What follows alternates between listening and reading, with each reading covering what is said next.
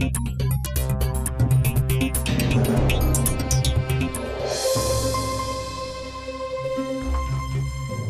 la une délégation de l'Office de liaison de l'Afrique de l'Ouest a rencontré le général de corps d'armée Soumaïla Bakayoko. Cette structure sous-régionale militaire sportive est venue solliciter l'autorisation d'organiser sa prochaine assemblée ici en Côte d'Ivoire. Abidjan est sous la pluie ces derniers jours, Grand Bassam également. Les plages qui ont retrouvé des couleurs après les attentats du 13 mars dernier attirent-elles du monde malgré la pluie? La réponse dans ce journal. Le nord-est de la République démocratique du Congo est frappé par une flambée de paludisme. Des milliers de cas ont été enregistrés depuis le début du mois de mai, selon Médecins sans frontières, qui a pris la situation en main. Bonjour à tous, c'est l'heure. Bienvenue dans le journal de 13h. Vous êtes sur RTI 1. Dans l'actualité nationale, la présidente du Libéria, Ellen Johnson Sirleaf, est arrivée à Abidjan aujourd'hui. Elle doit échanger avec le président ivoirien Alassane Ouattara. Au menu, le renforcement de la coopération entre les deux pays. On note également ce matin l'ouverture des assemblées annuelles de la BAD à Lusaka, en Zambie. Cette année, le thème des assises est énergie et changement climatique. Un autre point clé, c'est d'ailleurs l'une des 5 grandes priorités de la banque, éclairer l'Afrique et l'alimenter en énergie. Les litiges sont monnaie courante dans le monde des affaires. Depuis 2014, la loi fait obligation aux parties en conflit de procéder au règlement à l'amiable avant toute saisine du tribunal du commerce. Le lieu pour cela, c'est la Cour d'arbitrage de Côte d'Ivoire. Mahama Traoré et Jean-Jacques Kwame. Arbitrage, conciliation ou médiation, sous l'égide de la Cour d'arbitrage de Côte d'Ivoire, en vue d'aboutir à un règlement à l'amiable des litiges commerciaux, c'est cette voie que la loi, depuis 2014, impose désormais aux opérateurs économiques avant toute saisine du tribunal de commerce. Bien que cette nouvelle disposition participe à l'amélioration du climat des affaires, la Cour d'arbitrage de Côte d'Ivoire connaît cependant peu d'affluence. La première loi est passée en juin 2014 et la deuxième loi est passée en janvier 2016. Bon an, mal an, on a eu au moins 10 cas de médiation. À l'origine de ce manque d'affluence, l'ignorance du mode de fonctionnement de la Cour d'arbitrage par les opérateurs économiques. Quand une partie invite son adversaire à venir en médiation, la partie adverse a peur. Elle pense que c'est un procès. Elle ne sait pas que c'est un règlement amiable qu'on lui demande. Donc souvent, la partie ne vient pas. Pourtant, la procédure obligatoire des règlements à l'amiable devant la Cour d'arbitrage est à l'avantage des parties en conflit. Aujourd'hui, la médiation se retrouve comme l'outil même qui est, j'allais dire, indiqué aux hommes d'affaires, aux entreprises pour pouvoir régler d'abord rapidement leurs affaires en toute simplicité et aussi pouvoir le faire aussi sans grands moyens. Le rôle de la Cour d'arbitrage a été expliqué lors de la cérémonie de parrainage de la 29e promotion de l'Association des étudiants diplômés de la maîtrise des sciences techniques, comptables et financières de l'Université Félix Houphouët-Boigny d'Abidjan. Elle compte 25 membres. 17,200 milliards de francs CFA mobilisés à Paris par le gouvernement ivoirien à la faveur du groupe consultatif pour le financement du Plan national de développement PND 2016-2020. Une équipe conduite par le Premier ministre Daniel Kablan-Duncan est allée présenter aux institutions et investisseurs partenaires au développement les projets de développement phares de la Côte d'Ivoire. Franck Quadio. 17 200 milliards de francs CFA, la manne engrangée par le groupe consultatif pour le financement du PND 2016 à 2020 à Paris. Une réussite selon le Premier ministre Daniel Kablan-Duncan à la tête d'une délégation composée de membres du gouvernement et d'opérateurs des secteurs publics et privés. Notons que pour l'atteinte des objectifs du Plan national de développement, le PND 2016 à 2020 a été estimé à 30 000 milliards de francs CFA. Et cela pour la réussite des projets prioritaires de développement. À Paris, Il fallait donc mobiliser l'octroi de 4 425 milliards de francs CFA au titre de l'investissement public, chose réussie avec le double de la somme prévue. Au total, 7 700 milliards de francs CFA récoltés, dont 5 000 de la Banque mondiale. Second défi, le secteur privé, à lui seul, contribuant au financement de 2/3 du PND 2016 à 2020, soit 62% de projets d'investissement privés. Sur les 30 000 milliards que la Côte d'Ivoire recherche, il y a environ 62% qui doit émaner du secteur privé. Et ce secteur privé, qu'il soit ivoirien, qu'il soit international, c'est un secteur privé.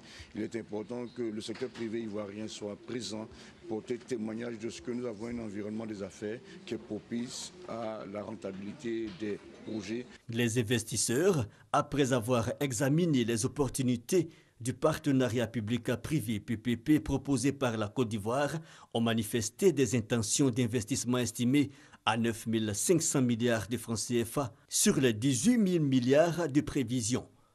Un bilan positif. Sur les 37 milliards de dollars demandés, déjà sur place, il y a 19 milliards qui ont fait l'objet d'annonces de projets. Ce qui fait qu'au niveau des réunions d'Abidjan, qui vont se tenir avant la fin de l'année, il est fort probable que nous bouclions l'ensemble de ce dossier des 37 milliards de dollars pour le secteur privé.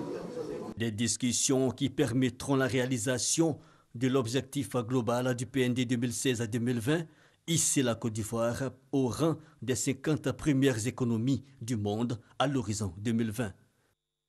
L'économie ivoirienne va donc de mieux en mieux, ce qui n'est pas le cas pour la Grèce.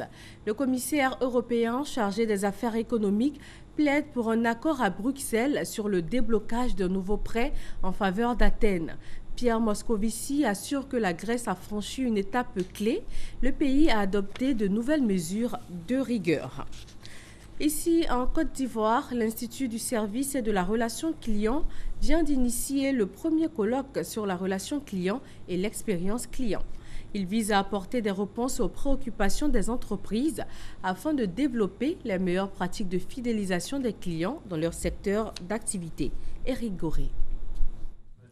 La relation et l'expérience client, un enjeu majeur pour les entreprises. C'est l'objectif de ce premier colloque qui définit un cadre d'échange entre décideurs de la relation client. Les panélistes issus des différents secteurs d'activité sont venus pour partager des expériences et ajouter à leurs connaissances des choses nouvelles. Je pense que c'est une très bonne initiative en Côte d'Ivoire parce qu'aujourd'hui, on sait que le client est de plus en plus exigeant.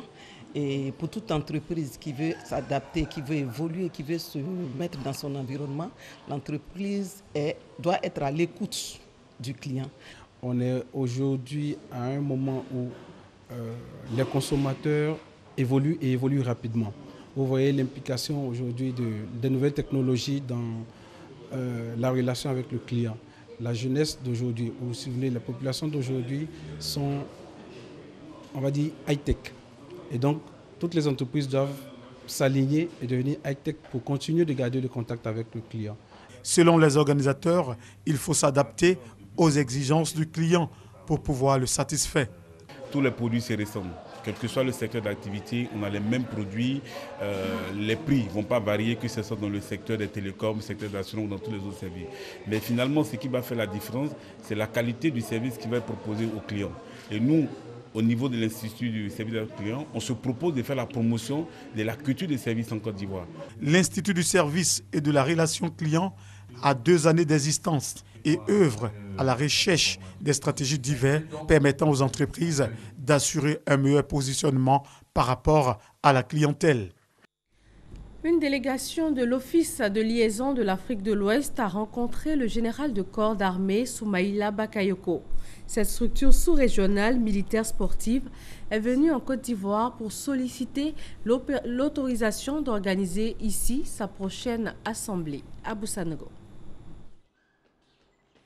Forte de 3 membres, La délégation sous-régionale militaire sportive est venue rencontrer et solliciter auprès du chef d'état-major général des forces républicaines de Côte d'Ivoire, le général de corps d'armée Soumaïla Bakayoko, l'autorisation d'organiser sa prochaine assemblée générale en Côte d'Ivoire. Une assemblée générale qui aura pour objectif de renouveler le mandat de la cellule dirigeante à la tête de l'Office de liaison de l'Afrique de l'Ouest depuis 2012, et ceci pour rester conforme aux tests qui régissent la structure. Le chef d'état-major général des forces républicaines de Côte d'Ivoire a dit l'engagement de l'armée ivoirienne à prendre part à cette grande rencontre qui vise à promouvoir le sport dans les armées ouest africaines. L'Office de liaison de l'Afrique de l'Ouest fait la vulgarisation d'au moins 20 disciplines sportives et permet aux militaires ouest-africains de se retrouver pour consolider et renforcer la fraternité d'armes, mais également participer à l'effort de paix dans la sous-région par le sport et promouvoir le sport militaire dans les pays membres de la CEDEAO. Nous entrons de plein pied dans la saison des pluies. À Grand-Bassam, les plages ont retrouvé des couleurs après les attentats du 13 mars dernier. La cité balnéaire attire-t-elle du monde malgré la pluie? Serge Coléa s'y est rendu ce week-end pour le savoir. Grand-Bassam ce dimanche 22 mai, week-end de plage en cette saison pluvieuse. Malgré le temps maussade, le site ne désemplit pas. Il y a quand même assez de monde aujourd'hui, puisqu'aujourd'hui on voit que les gens sont revenus. Même on est en saison de pluie, mais on voit que ça va quand même. Nous sommes arrivés ici depuis 11 h, disons. Il y avait le soleil, le thé était bien beau. C'est tout à l'heure, il a commencé à pleuvoir. En tout cas, je suis contente. Je me suis bien épanouie. Par petits groupes, les visiteurs venus généralement d'Abidjan se divertissent. Ces joyeux lurons ont fait le déplacement de Cocody en gré depuis 8 h du matin. À notre passage à 14 h, l'ambiance monte d'un cran. Même si la neige n'a qu'à descendre, nous on va s'amuser. Nous sommes venus pour s'amuser. Qu'il pleut, qu'il neige, nous sommes là. Dans la pluie là, on ne gère pas ça. Si on n'a pas eu peur de bombe, on ne peut pas avoir peur de la pluie. On dit à toute la Côte d'Ivoire, il ne faut pas que quelqu'un va avoir peur. Tout le monde venez à la plage, on va s'amuser, on va s'éclater. Ici, c'est un anniversaire qui est célébré. Les fêtards en provenance de Port-Boué tiennent à prendre du bon temps. Depuis 8 h, nous sommes là par la grâce de Dieu. On s'amuse à merveille. Côté sécurité, la police maritime veille au grain. Même si pour certains habitués des lieux, ces plages ne sont pas aussi sûres avec l'absence de véritables maîtres nageurs ces jours-ci. Il n'y a plus vraiment la fédération des maîtres nageurs qui était là. Ils ont été interdits de travailler ici. Donc maintenant c'est individuel. C'est que quand si quelqu'un est en train de se noyer, qu'il y a un maître nageur qui est là, qu'il a envie de l'aider, il l'aide. Ça c'est un vrai problème. Comme on peut le constater, ni le temps peu propice, ni l'absence de maître nageur, encore moins la peur, ne freinent vraiment l'ardeur des amoureux des plages de la cité balnéaire. La ville historique du Grand-Bassam, à travers ses sites en bordure de mer, demeure un centre de divertissement par excellence qui reçoit toujours du beau monde. www.cocofsi.ci, c'est le site internet du Compendium des compétences féminines de Côte d'Ivoire. Elles sont plus de 10 000 à en faire partie grâce à une simple inscription sur ce site internet. Des femmes sont nommées grâce à cet outil unique en son genre. Le chef de l'État y tient tout particulièrement. Il facilite le choix des femmes compétentes qu'il faut au poste qu'il faut. Nous avons rencontré ces femmes qui sont inscrites et qui bénéficient du compendium. Reportage. L'annuaire des compétences féminines est une base de données qui compte 1004 femmes. Elles ont au minimum un bac plus 4 et sont compétentes dans divers domaines d'activité. C'est le premier produit fini du compendium des compétences féminines de Côte d'Ivoire, COCOFSI. Il a été remis au chef de l'État ivoirien le 2 mars 2015. Sa promotrice, Euphrasie Yao, est aujourd'hui ministre de la promotion de la femme, de la famille et de la protection de l'enfant. Et le compendium, lui, est devenu un programme national. Le compendium a d'abord été érigé en un programme national de valorisation des compétences féminines, aussi bien pour les postes nominatifs que pour les postes électifs. Et nous continuons toujours le programme de valorisation des compétences féminines, le Forum de l'emploi et de l'entrepreneuriat féminin. On l'a fait encore cette année en tant que ministre, et qui permet aux femmes d'avoir accès à des emplois, puisqu'on fait le carrefour de l'emploi. Comme pour faire écho à l'adage qui dit que la charité bien ordonnée commence par soi-même, Pour le choix de ses collaboratrices directes, Euphrasie Yao a consulté l'annuaire du compendium. Mon appartenance au compendium m'a valu d'être nommé à un poste de directeur central. J'étais sous-directeur lorsque je rentrais au compendium. Et même pas une année, 2 années après, une année même, je dirais, et demie, j'ai été nommé directeur central au ministère du Plan et du Développement. Et ensuite, aujourd'hui, j'ai pu briguer le poste de chef de cabinet. Le compendium également m'a permis de découvrir des talents cachés, je peux dire, en moi. La confiance en soi, l'une des qualités majeures que le compendium inculque aux femmes. Loukou Apolline a pu l'expérimenter, elle qui est passée du marché d'Abobo au Conseil économique et social. J'ai envoyé mes dossiers. Et 1 an, 2 ans, moi je n'attendais pas. Jusqu'à le 24 octobre, on dit communiqué du gouvernement sont nommés les membres du Conseil économique et social. 70e. On dit Loukou Apolline. J'étais dans ma chambre. J'ai tiqué. Je dis, c'est moi. Puis le matin, j'arrive au Conseil économique. On mettait un papier où je dois remplir. Je dis, Seigneur, que ton nom soit glorifié. C'est moi. C'est moi. L'inscription au compendium permet tout d'abord de faire partie d'un réseau. Elle permet ensuite aux membres de bénéficier d'une formation solide, d'un encadrement et d'un accompagnement permanent. Quand je suis arrivée au compendium, j'ai reçu des formations. D'abord, le compendium a renforcé mes capacités en matière de genre. Et cette formation-là, aujourd'hui, m'a permis de faire des consultances auprès de grandes boîtes, de grandes organisations, notamment la Banque mondiale et la BAD, pour ne citer que ces deux-là. Ça a changé beaucoup de choses. D'abord, savoir prendre la parole dans le milieu. J'ai été formée. Comme Loukou Apolline et Anna Bailly, elles sont nombreuses à émerger grâce au compendium des compétences féminines. Le chef de l'État encourage l'usage de l'annuaire. Il a été remis à tous les ministres du gouvernement ivoirien.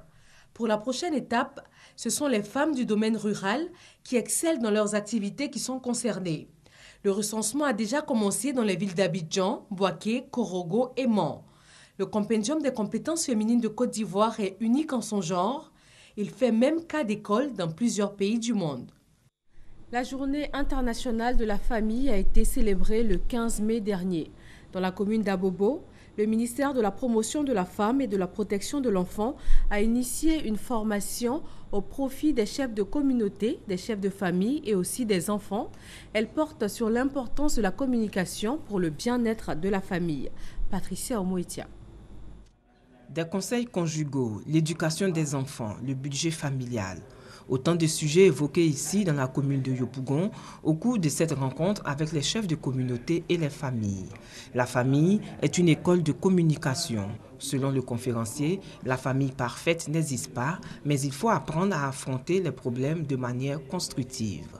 Quand une belle-mère vient s'installer à la maison, cela peut être source de problèmes, mais la présence d'un beau-parent ou d'une belle-mère dans une famille devra être l'accord des conjoints d'abord. Ils s'entendent pour qu'ils viennent. Quand ils sont prêts à recevoir, ils font venir. Quand ils ne sont pas prêts, on ne vient pas. Et si elle vient, qu'elle commence à créer des problèmes dans le couple, on doit être sage de lui demander de repartir.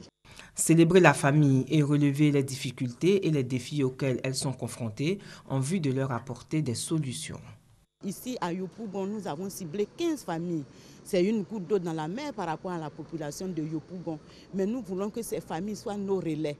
Le représentant du maire vient de nous tendre une perche que nous allons saisir au bon, c'est-à-dire revenir avec la direction de la famille, continuer ces formations afin de juguler tous ces phénomènes d'enfants microbes qui défraient la chronique en ce moment. Les chefs de communauté, les familles et les enfants bénéficiaires de cette formation vont servir de relais pour influer positivement leur environnement afin que les populations vivent dans la stabilité et l'épanouissement. Les anciens du lycée Antoine Gauze de Daloa font des dons à l'établissement. Des ouvrages sont venus enrichir le matériel pédagogique de l'école et des médicaments ont renfloué la pharmacie de l'infirmerie. Philomène Kwame et Thérèse Yoboué. Sketch sur la responsabilité des parents dans l'éducation des élèves, intitulé « Mange et tais-toi », ballet et conférences sur les dangers de l'alcoolisme et le tabagisme, ainsi que la récompense des meilleurs élèves du lycée et la remise de diplômes de mérite aux agents les plus anciens de l'établissement, ont marqué la cérémonie de don du réseau des Troyens les anciens du lycée Antoine Gauze à leur établissement, dont composé d'imprimantes, des livres pour la bibliothèque, des outils de travail et des médicaments de première nécessité. Grande est ma joie parce que ce que nous venons de recevoir comme don en médicaments, en tout cas, ça va nous permettre d'être encore plus efficaces dans notre travail. Le proviseur du lycée a exhorté les élèves à cultiver l'excellence et le goût de l'effort. Le réseau des Troyens est un cadre de retrouvailles, de fraternisation et de solidarité des anciens élèves de l'ex-lycée 3, devenu lycée Antoine Gauze. Il a pour objectif d'œuvrer au renforcement de la tradition d'excellence qui a caractérisé l'établissement. Évidemment, l'un des premiers objectifs, c'est vraiment de perpétuer cette tradition, cette culture d'excellence. Et c'est ce que nous sommes venus traduire en actes. Ce n'est qu'un début. Nous comptons le refaire en plus grand les années prochaines. Le lycée Antoine Gauze a aujourd'hui 69 ans. Ses toits sont délabrés, les installations d'eau et d'électricité sont dépassées et les bâtiments croupissent sous le poids de l'âge. Les universités et grandes écoles publiques de Côte d'Ivoire ont désormais des clubs de paix et de non-violence. Ils se donnent pour mission de véhiculer des messages de paix afin de bannir toute forme de violence. Le reportage de Kader Sogodogo. Les étudiants des universités et grandes écoles publiques de Côte d'Ivoire s'engagent à renoncer à toute forme de violence.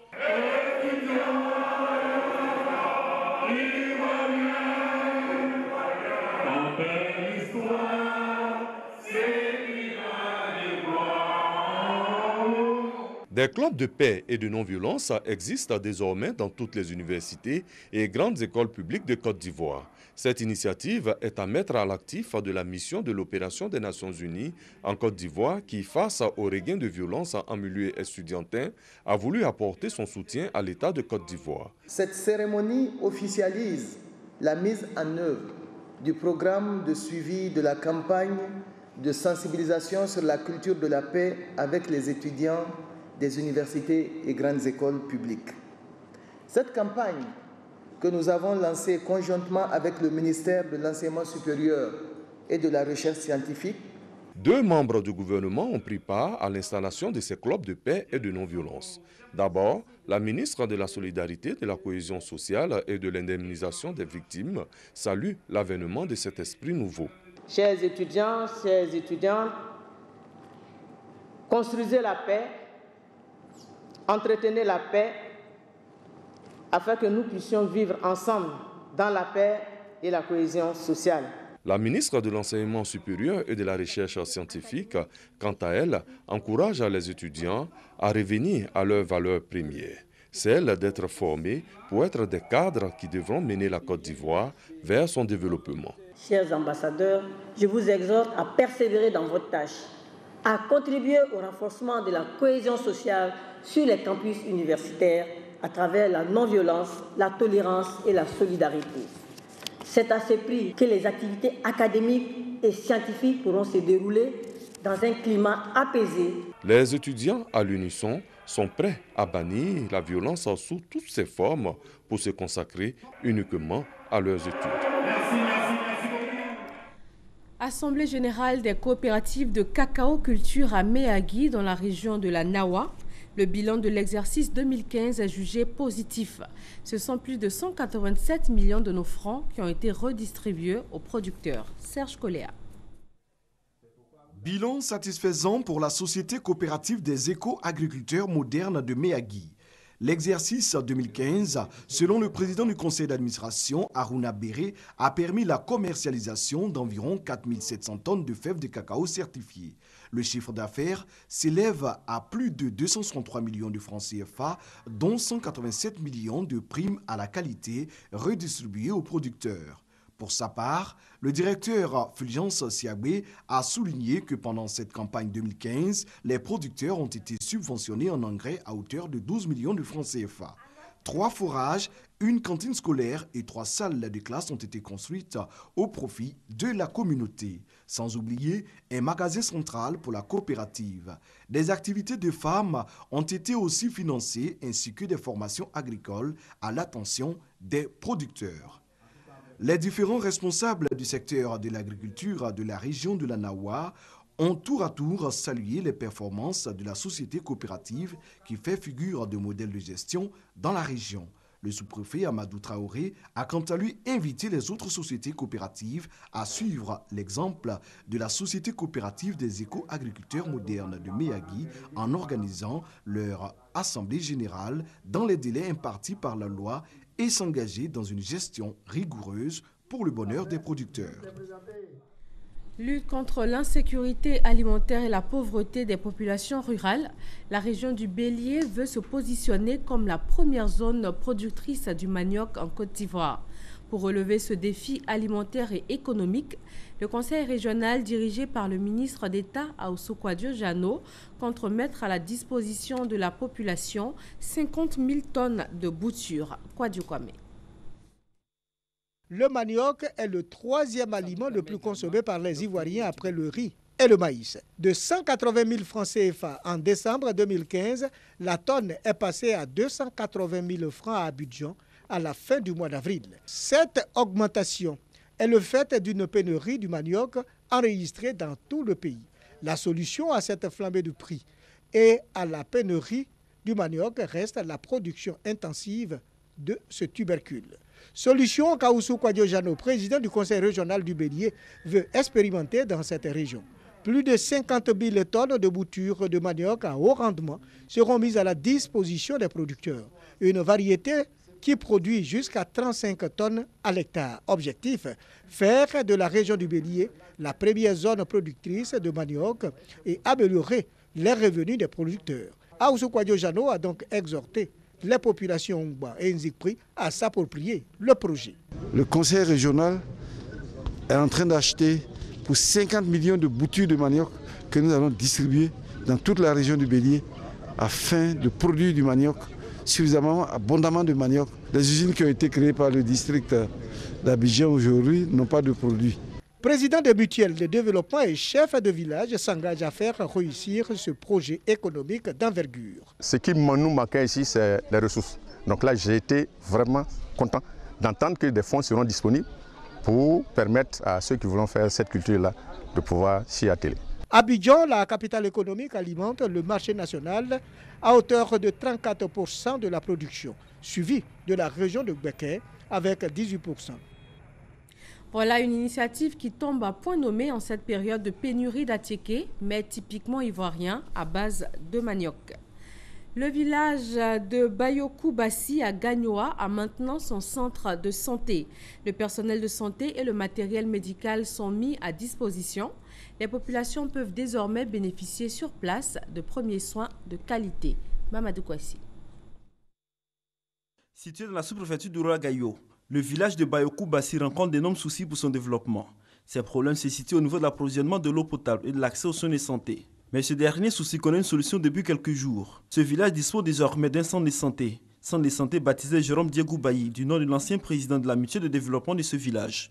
Les populations et les responsables sanitaires de la région se réjouissent de l'acquisition de cette infrastructure qui va permettre aux populations d'avoir accès aux premiers soins de santé. La mutuelle de développement de Bayokou Bassi, maître d'œuvre de ce projet, a également remis du matériel médical, composé entre autres de lits d'hospitalisation et de médicaments de première nécessité. En plus de la santé, la mutuelle veut s'attaquer à d'autres secteurs d'activité, mais déjà, les cadres invitent la population à la collaboration. Après ça, bien sûr, on a notre école qui est vieille aujourd'hui, l'école primaire, qui est vieille aujourd'hui de 55 ans et vraiment qui est pratiquement en état de...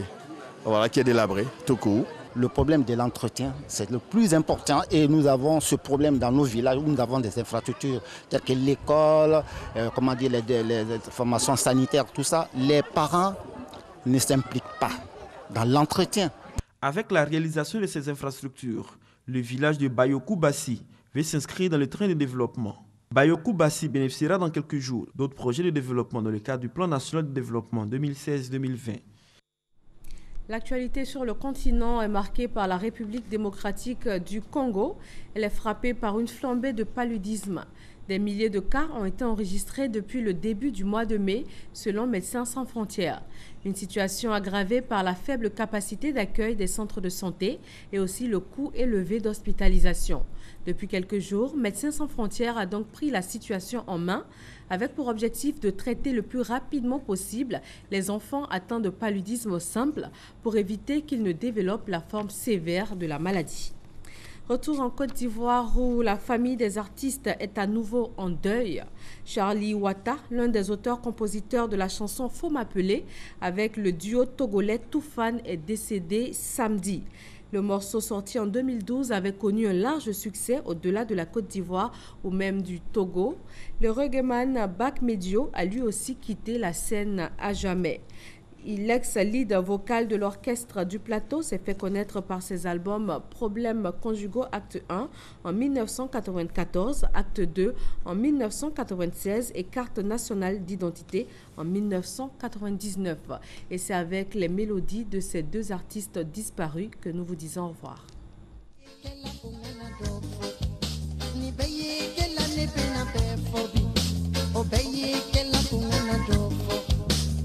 Tu pointes à midi que ta femme te présente la nourriture.